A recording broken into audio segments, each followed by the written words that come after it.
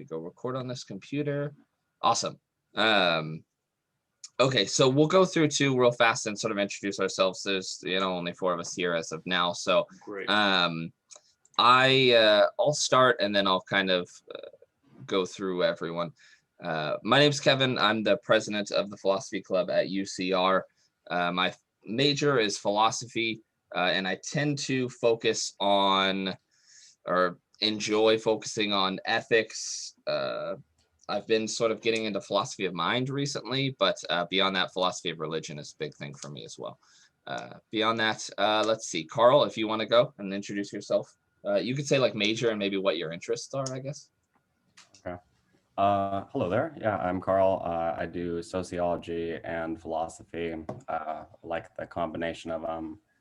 I'm interested in, kind of trying to merge or have an understanding of how to merge the analytical and continental traditions. And I'd like to have a way to go from an is to an ought when it comes to carrying oneself, in political life. And I want to see if I can make some use for that end of some philosophy and stuff like that. So I'm in the like hermeneutics and critical theory and stuff like that. Good stuff. And then Arshpreet, you want to go? Yep. So my name is Arshpreet. I go by AP as well. I'm a philosophy major, third year transfer. My interests in philosophy are mostly ethics because that's what got me into philosophy. But I find other components of philosophy intriguing as well. Awesome. Thank you. And then Dr. Singh, if you want to go ahead. Sure. Yeah.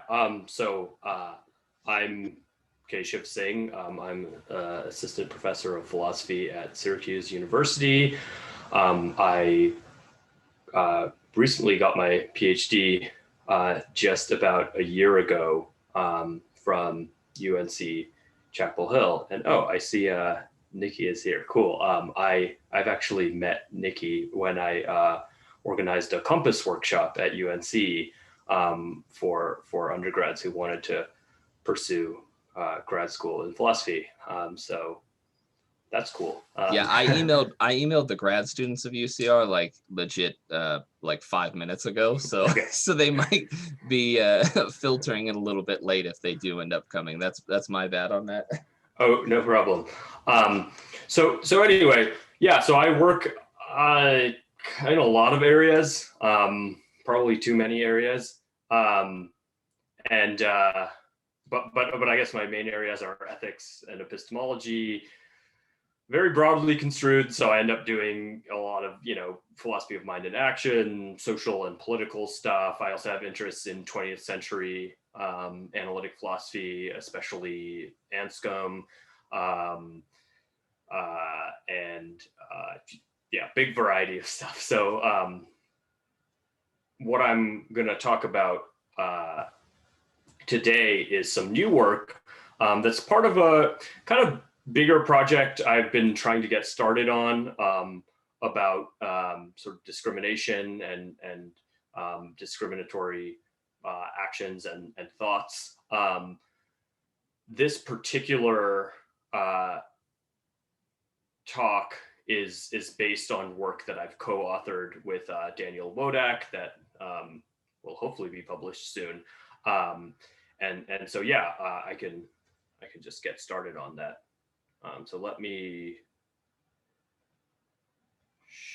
do the PowerPoint thing here. Let's see. There we go.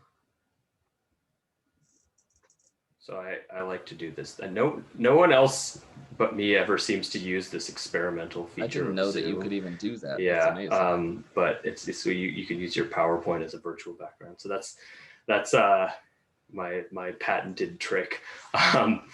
So I'll just get right into it. Sort of what I'm titling this talk is Discrimination and Mistaken Identity. the paper that it's based on is called Discrimination and Misperception, but I thought this would give students a little bit of a better idea of what it's about.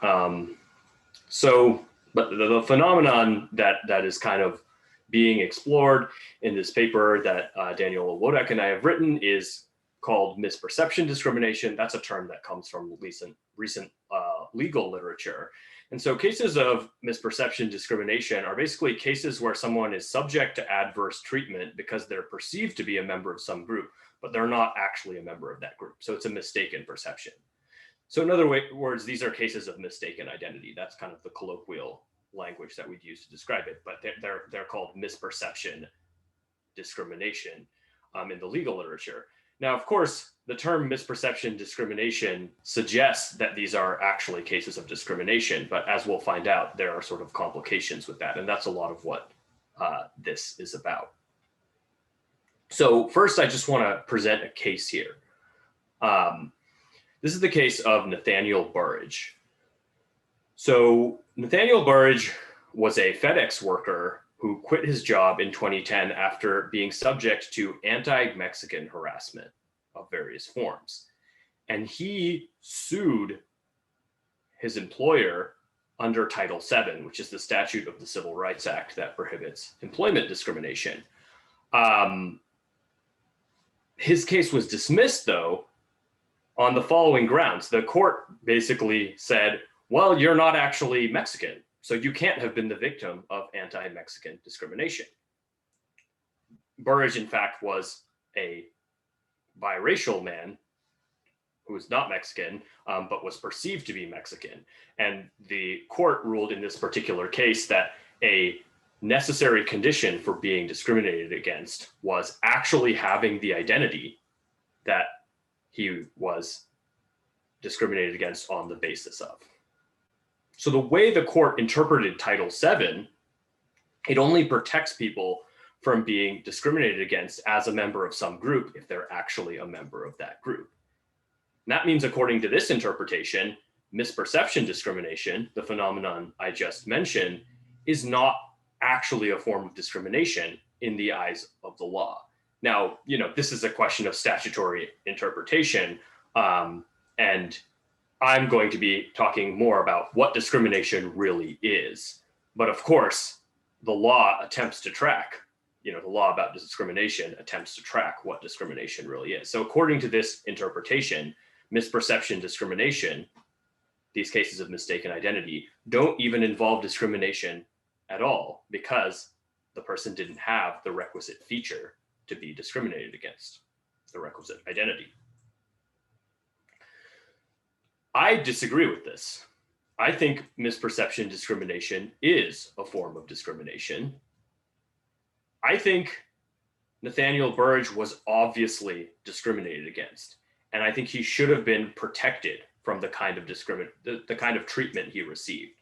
And I think the anti-discrimination statutes are precisely what should have protected him from this treatment and given him legal redress. But some theories of discrimination out there in the literature, philosophical and legal theories of discrimination, suggest that the answer to the question, is misperception discrimination a form of discrimination, is no. And they suggest that it's no, precisely by relying on this idea that you have to actually have the identity in question. So here's a quote from a prominent theory of discrimination from Idelson, who wrote a book on this in 2015. Now, I should say, Idelson never says whether or not misperception discrimination is discrimination. So Idelson doesn't commit himself to any particular view here, but there's certain language in his book that is sort of worrisome, I think. So here's a quote to illustrate what I'm talking about. Idelson says, quote, "It seems obvious that one person's less favorable treatment of another must have some explanatory connection to the latter's possession of a given trait to qualify as discrimination on the basis of that trait." Now, there might be different ways to interpret this quote, but the most straightforward interpretation of it seems to suggest that the target of the less favorable treatment needs to have the particular trait, and that needs to explain the less favorable treatment in order for that treatment to qualify as discrimination on the basis of that trait. So it suggests a view of discrimination that rules out misperception discrimination. Now, again, Idelson doesn't endorse this view, but sometimes the way he talks about discrimination suggests an understanding of discrimination that would rule out misperception cases as real cases of discrimination. So this kind of language basically suggests that in order to be discriminated against as an X, you have to have been treated badly, treated less favorably because you're an X. But to be treated badly because you're an X, you have to actually be an X, right? On any sort of standard theory of explanation. On any sort of standard theory of explanation, if something explains something else, then the thing doing the explaining has to actually be a truth, be a fact, right? Falsehoods don't explain, at least not straightforwardly. And so the most straightforward way to understand this is as having the implication that Burrage couldn't have been the victim of anti-Mexican discrimination because Burrage was not Mexican. So why worry about these cases, right? Why worry about misperception cases? Well, they're widespread. Even though they're not talked about very much in the legal literature and basically not talked about at all in the philosophical literature on discrimination, they are widespread. So, my interest in this is somewhat personal because Sikhs, like me, are often discriminated against because we're perceived to be Muslims.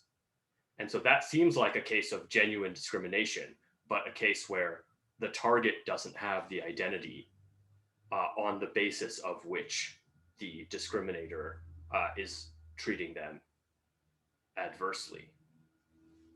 And there are a variety of different identities where this could happen, right? So somebody could be discriminated against for seeming to be gay, even if they're straight. And you can imagine this with pretty much any sort of marginalized identity, that if somebody is perceived to have that identity, they could be subject to less favorable treatment, whether or not they actually have that identity. And you could even have cases where someone used to have that identity but no longer does, and they're still discriminated against. So a case where somebody is formerly disabled and they're discriminated against for their disability history, even if unbeknownst to the discriminator, they are no longer disabled. Or you could have a case where someone is discriminated against based on outdated information about their religion, even though they've since converted to another religion or stopped practicing. So you can have all kinds of cases where it seems very odd to say that this doesn't count as discrimination on the basis of that trait, even though the person doesn't have that trait. And it seems like there's actually something, there are enough of these cases that there's actually something at stake in whether our theories of discrimination can make sense of these cases as being real cases of discrimination. So the upshot basically of what I'm saying is that victims of misperception discrimination suffer similar harms as victims of what we might call veridical discrimination, right? Discrimination not involving mistaken identity.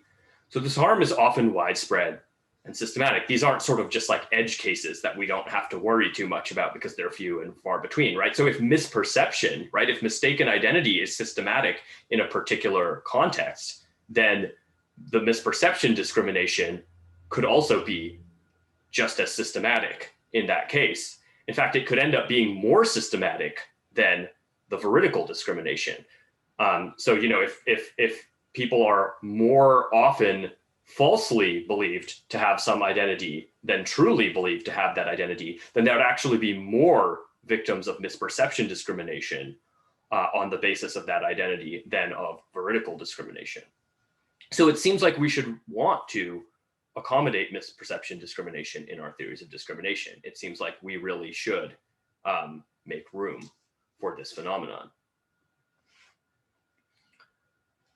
So this means I think we need to reject theories of discrimination according to which only actual group membership can explain why someone was discriminated against. Instead, we should think that it's always perceived group membership that explains why someone was discriminated against, whether or not that perception was accurate, right? So we should kind of opt for a non-factualist view of discrimination, where the discrimination doesn't have to rely on any sort of veridical mental states of the discriminator. And for reasons of sort of, explanatory simplicity and other sort of explanatory considerations that I'm going to sort of skip over, but I would be happy to talk about more when we get into questions. My co-author and I argue against a kind of disjunctivist view where it's the actual group membership in the veridical cases that does the explaining, and it's the perceived group membership that does the explaining in misperception cases. We kind of give like a closure argument against that, an explanatory closure argument against that, to sort of try to establish that, no, in all these cases, whether or not the perception was accurate, right, whether or not it was a case of mistaken identity, it's the perceived identity, it's the perceived group membership that explains the adverse treatment. And so the explanation is consistent across veridical cases and across misperception cases.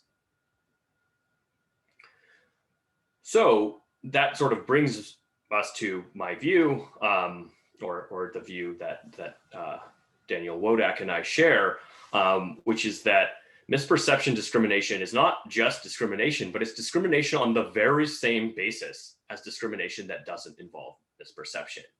So if you think about sort of minimal case pairs, right?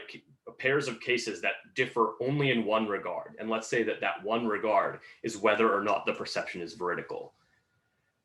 That doesn't change anything about the basis of the discrimination. So if we think about the Burrage case, and then we think about a variation of that case where the only difference is that he's actually Mexican. In both of those cases, I think he's being discriminated against on the basis of his being Mexican, even though he's in one of those cases, he's not actually Mexican. Moreover, it seems like both kinds of discrimination are wrong in the same core ways, right? So there are lots of different theories of what makes discrimination distinctively wrong. Some say it's dehumanizing. It's, some say it's disrespectful. Some say, it subjects people to certain kinds of systematic harms that, other kinds of adverse treatment don't. Some say, it has a derogatory meaning that it's expressed. There are all these kind of, related theories of it. And I think on all of these theories, that is present, that wrong is present in misperception cases as well. Not necessarily to the same degree always, because even between non-misperception cases, right, even between veridical cases, the sort of degree of the wrong is going to vary with the details. But I think they're wrong, both kinds of discrimination are wrong in the same core ways. And so the kind of upshot of what I think is that there's no real significant difference between the kinds of discrimination, right, between misperception discrimination and what I've been calling veridical discrimination, aside from whether the target's group membership is accurately perceived.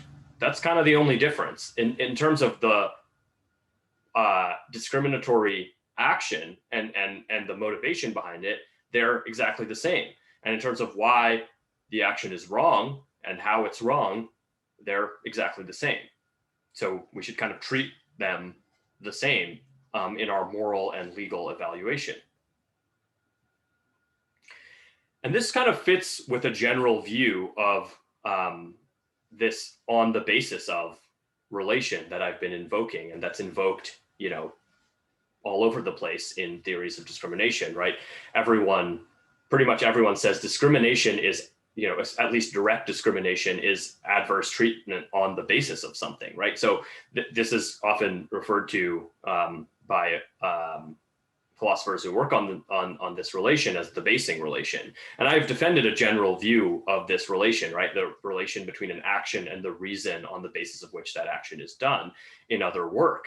And this actually fits, the view I'm defending here fits with that general view. So that general view is that one can act on the basis of reasons that are false, right? Something doesn't have to be a fact to act on the basis of it.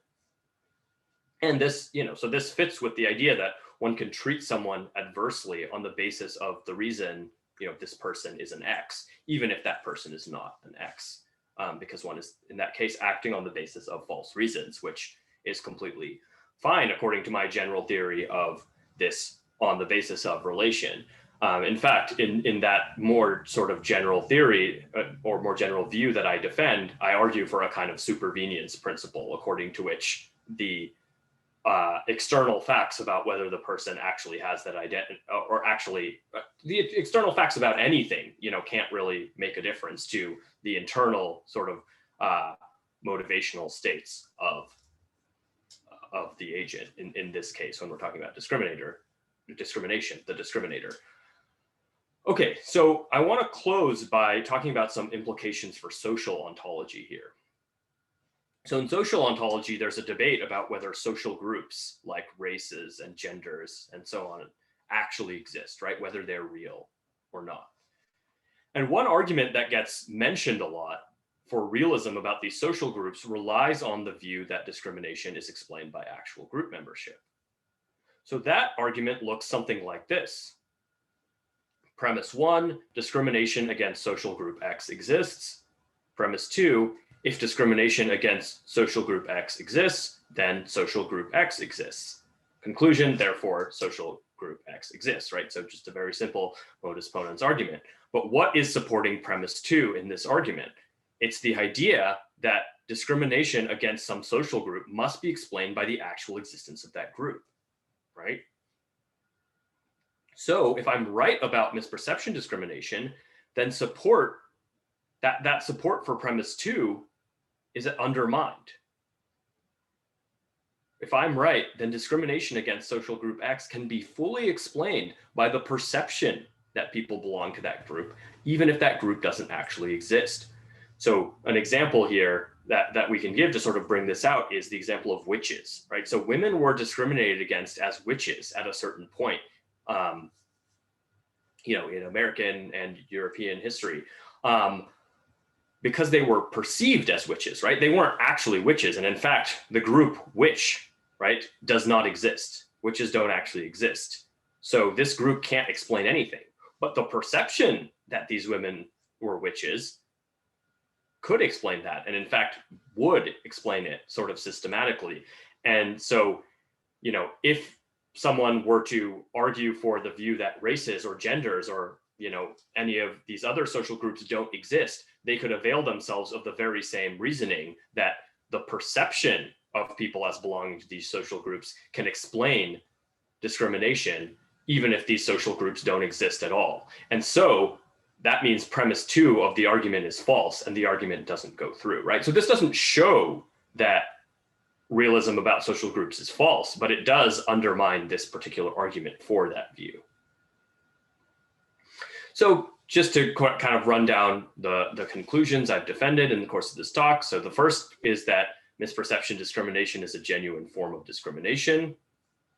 The second is that because of that, we should reject theories of discrimination according to which discrimination must be explained by actual group membership to count as actual discrimination. And then the third conclusion is that if I'm right about those first two things, then this undermines a common argument for realism about social groups like races and genders, whether or not that view ends up being true. Okay, that's it. Thank you. Yeah, so I had a quick question. Yeah, thank you. Is there any character? So there's two parties in any act of discrimination, right? There's the discriminator and the discriminatee. Right. Are there any characteristics in which the discriminatee has? Allow me to sort of reformulate this. It seems as though what you're saying is the act of discrimination is entirely based upon the discriminator and their characteristics, those being like their perception of the discriminatee and so on. And it seems as though whether the discriminatee it belongs to a group, or even if they believe they belong to a group, or any characteristics that they might hold, they can still be discriminated against regardless of that, right? Right. Okay. Are you worried about cases? Are you thinking like, well, maybe there needs to be some actual feature of the target of the discrimination that is sort of being associated with group membership by the discriminator, like some phenotypic feature or something like that? Yeah, I mean, not to say that in any case discrimination is somehow acceptable, but to what degree does a discriminatee perhaps like I'm sorry, you understood my question more than I'm formulating it even. Yeah. So here's something I could see someone saying.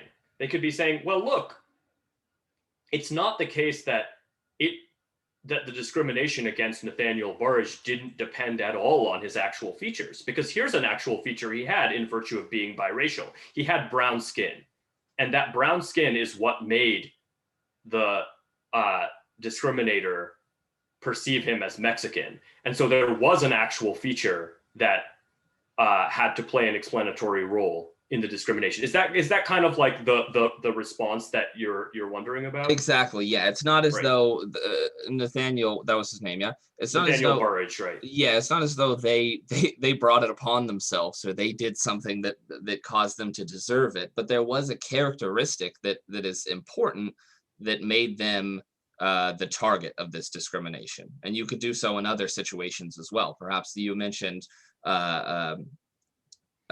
being perceived as gay when you're not. Usually right. People perceive perhaps feminine characteristics in men as being reason to believe that they're gay and so on. So Sure. There's still some sort of characteristic in the discriminatee that seems to bring this about, right? Mm-hmm. Right. So that is true in those cases, that some actual feature of the target of discrimination ends up playing an explanatory role in the discrimination against them. But I don't think that's a necessary condition. I mean, I think you could imagine a case where someone is wrong about everything about the target, right, and still discriminates against them. And so, I mean, if you want to give, I could probably spend a bit more time and come up with a more sort of ordinary seeming case, but if you'll allow me to get into the realm of sort of fanciful thought experiments for a minute, you can imagine a case where someone is hallucinating, right?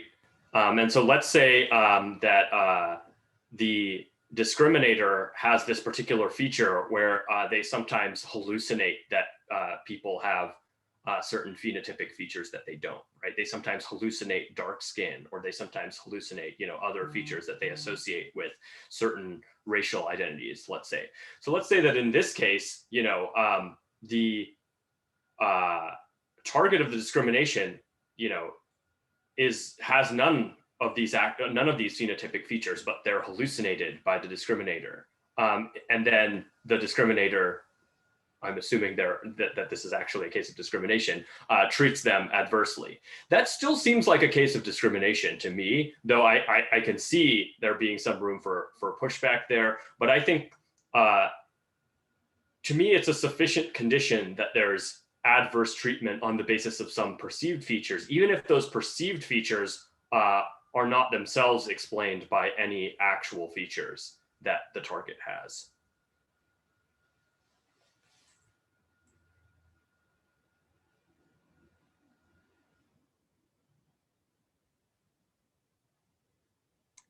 I can say too, it seems as though there would be some sort of spectrum of features that someone might have that could lead to their being discriminated of being a specific group. So one thing that just came up to me, and this, I've had more personal experiences with this, is in a job I've had, I've seen a manager looking through applications, and now thankfully that manager was,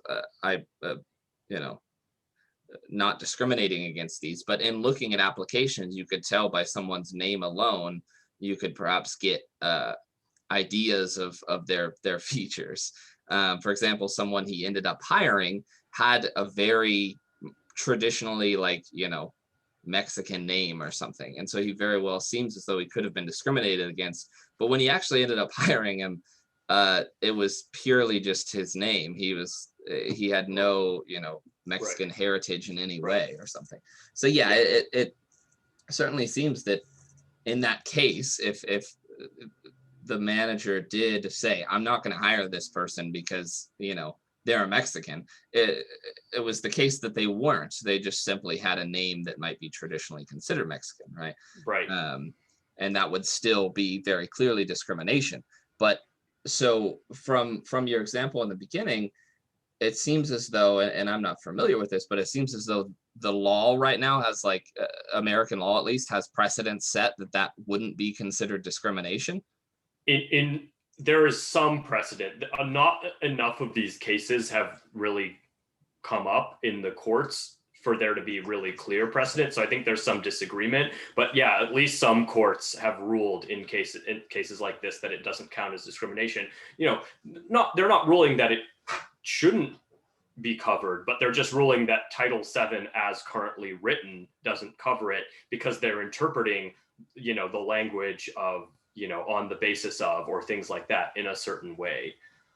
And so that's, kind of what ends up leading to those verdicts. But, based on my sort of general view of the basing relation and my general views in action theory, I think that even as Title VII and other anti-discrimination statutes are written, we shouldn't interpret them that way, in this sort of restrictive way. So I think that, sure, like if that was the correct interpretation, then we should probably change those statutes. But I think as a matter of fact, that's not the correct interpretation of the statutes as written because of my general views about the meanings of locutions like on the basis of.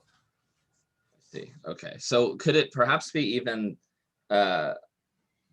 it seems clear that there's some sort of problem here within the law, or perhaps the interpretations of that law. Would something suffice, just like a definition change of what is discrimination, or is it something perhaps more deep rooted that might need to be fixed, as in like the interpretation of the law, like you had said?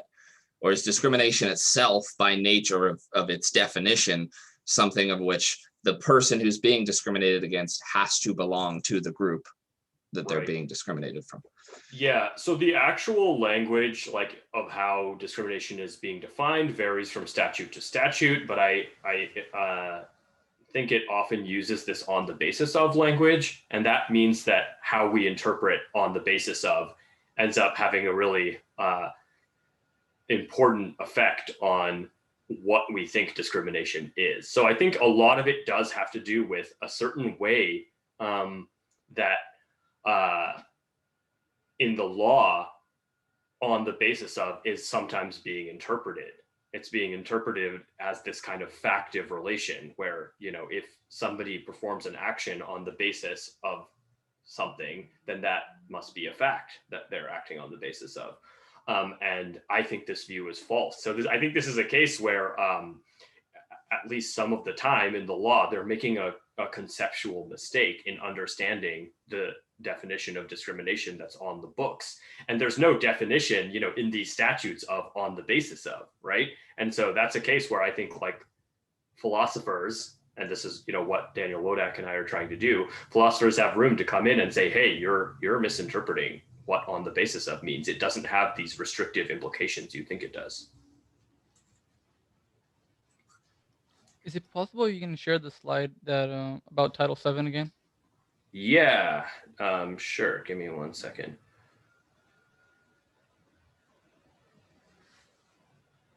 Let's see. Is this the one you're thinking of? Is that the one you share? Yep. Okay. So I never actually like gave the language that's in Title VII, but I'm pretty sure it says on the basis of in it.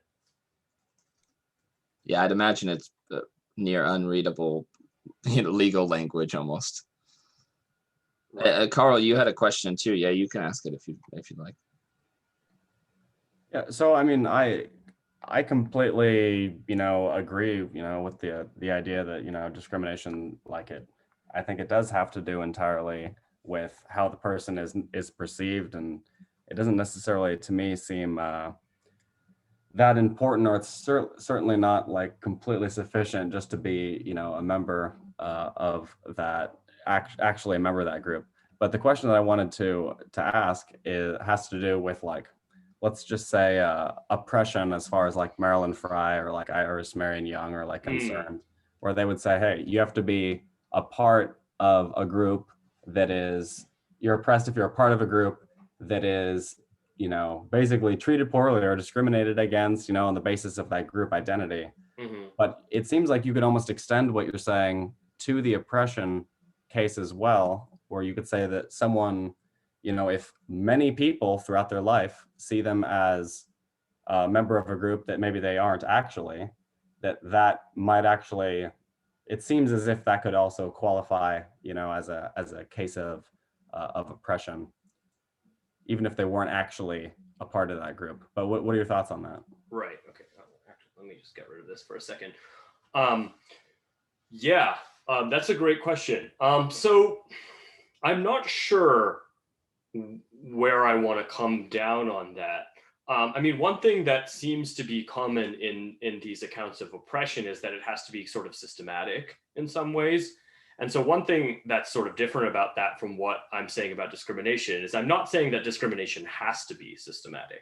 Now, of course, I mentioned as one of the motivations for treating misperception discrimination in the same way as discrimination, that doesn't involve misperception. I mentioned one of the motivations being that misperception discrimination is often systematic. But I also think that it's the right theory of discrimination that there can be sort of one-off cases of discrimination that don't involve oppression, right? That don't. So I think you could have cases. Now, of course, many cases, maybe most cases of discrimination do involve oppression.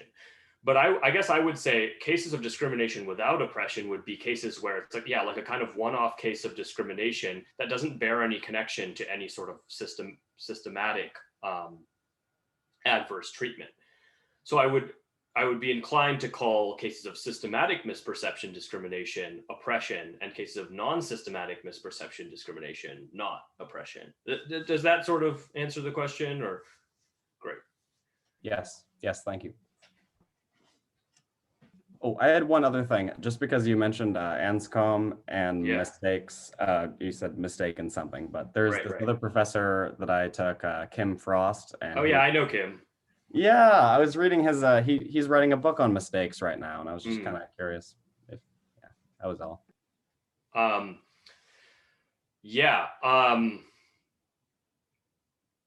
mean, so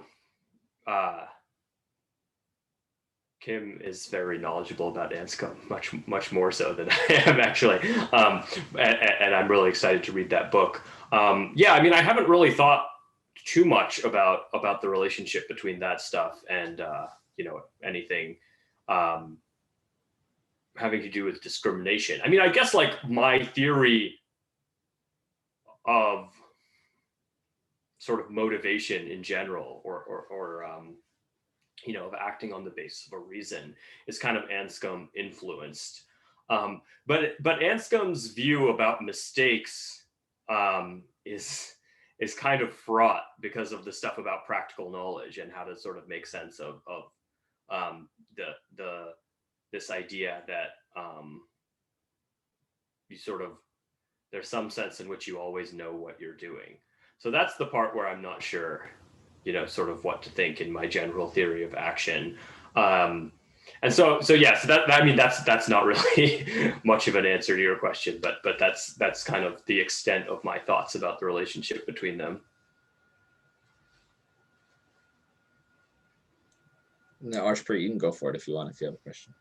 All right. I think Kevin made a pretty good point about how if you share certain features with a specific social group, then it could constitute discrimination in the eyes of the law. I know that you wouldn't believe that that should be a necessity for that for to constitute discrimination, but according to your experience or according to your knowledge of case law, how much do you think or had those arguments been presented in case law where they use those features as one of their arguments? Yeah, I mean, so one thing that that I know, and I'm not a philosopher of law, so like my knowledge of this is admittedly limited. But one thing I know sometimes comes up is like the idea of proxy discrimination. So, for example, so let's talk about like the banning of certain kinds of garb in France or something like that, or in Quebec, right? So under these kind of secularism policies. So it would, that would maybe be a way of discriminating in one's actual policies, discriminating against a particular group or a set of groups without actually mentioning those groups, right? Instead, identifying something that correlates with being a member of those groups and banning that. So if you wanted, to discriminate against a variety of religious groups, you might ban head coverings, right? And that would be a way of, so that would be something where you're not officially discriminating against those groups, but it might have the effect of adversely treating them. And so you use some other feature as a proxy for that. And I know that in the law, this is often pointed out as like, this should still be considered a case of discrimination against those groups, even though the explicit sort of reasoning or, the explicit statement of the policy, if it's like, some institution's policy, doesn't make reference to that group. If you can sort of prove that the intention behind it was to discriminate against that group by identifying some feature that is a good proxy, like a reliable proxy for that group, then I think there have been arguments made in the law that should still be considered discrimination against that group. But I don't know like how, in general, like how successful those arguments have been. I got it. Thank you. I have a question. This sort of, I don't know how out there this is, but to what extent, or maybe if there have been talks about this, but to what extent might discrimination of a particular group be acceptable, I suppose, right? Because you have like discrimination, let's say, of a group that's completely unacceptable, such as the ones you've mentioned, based on sexual orientation, race, ethnicity, whatever, right? To where you're like, absolutely not. Let's say in the case I brought up earlier of hiring someone of those groups, that shouldn't be acceptable. But then you have, I guess, it would still be called discrimination of groups that seem quite acceptable. If on an application someone put that they were a very proud member of, the KKK or something, then clearly it seems acceptable that the employer would discriminate against that group and that person who belongs to that group. And it seems rightfully so. Maybe, and again, like I said, this is a very out there question, but it seems like a spectrum of what groups are seemingly okay to discriminate against due to their actions and so on, or if any groups, right, and what groups are clearly not, right? Right. Good. Yeah. So part of the issue here is that I think there isn't total consistency in whether discrimination is treated as a value neutral term or not. So sometimes discrimination is treated as a term like murder, right? Where the wrongness is built in. Murder is,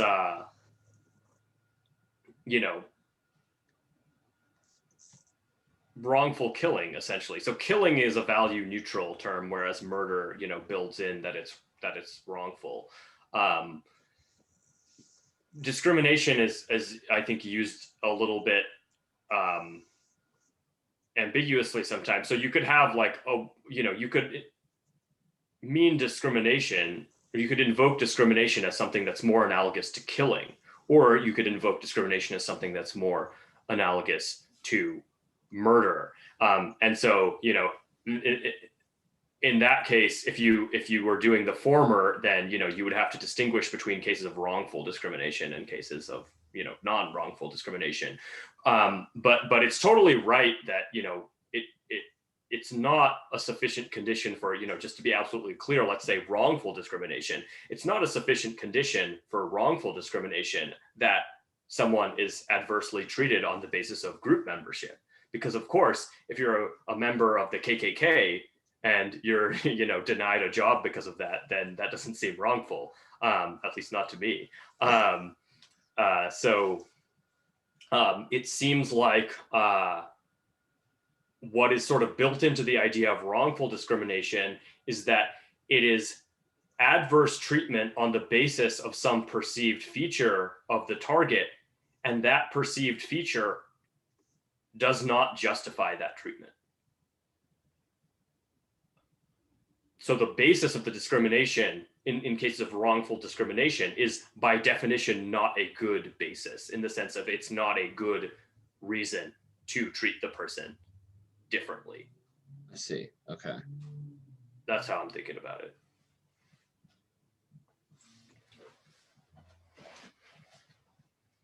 Yeah, I'm just thinking of like, of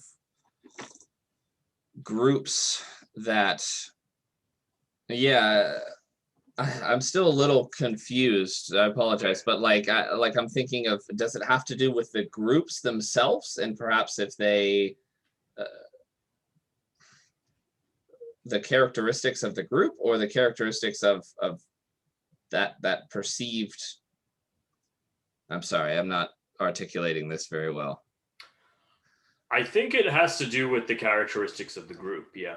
Okay. I think, of course, that doesn't mean that the target actually needs to be a member of that group for it to be discrimination, but you can kind of think about it in this way. Is this differential treatment justified? Well, to answer that question, you have to ask, well, do the features on the basis of which you're treating someone differentially actually justify that differential treatment, whether or not the person actually has that features, right? I see. Okay. So if this person were a member of let's say the KKK, as we meant, because that's pretty unambiguous, not a very good group. Do those features, if those features you perceive, like I perceive this person to be a racist person, that seems to justify by itself not hiring them or something like that, and therefore right. That's sort of right. That's justifiable discrimination or something in that case. Yeah, I mean, so one thing we want to, also add in here is that if someone has like an unjustified belief that someone is a member of the KKK and then doesn't hire them, right? So, yeah. If I am believing, on the basis of something totally insufficient that somebody is a member of the KKK and then I don't hire them, then it seems like I've done something wrong there. I'm not sure whether or not we should call that wrongful discrimination. It seems a bit odd to call it wrongful discrimination, but it definitely seems like a case where someone was wrongfully denied employment. But it seems like an instance of a different kind of phenomenon, because the problem isn't that, it wouldn't have been justified to deny a KKK member employment. The problem is that it wasn't justified to assume that they're the KKK member or something. Exactly, so it's exactly. Different. It's unjustified, but just in a different manner than the the mistaken identity discrimination, sort of. Okay. Exactly. Okay, that's the end of my question. Nick, you can go ahead if you have a question. Hey, thanks. So first of all, I sincerely want to apologize. I missed the first half hour when you were giving the presentation because I was in class. Right. So it's very rude to jump into the Q&A when you don't really know what don't worry about it. I know that, this got pushed earlier anyway, so the time was a bit odd for everyone. Okay, cool, thanks.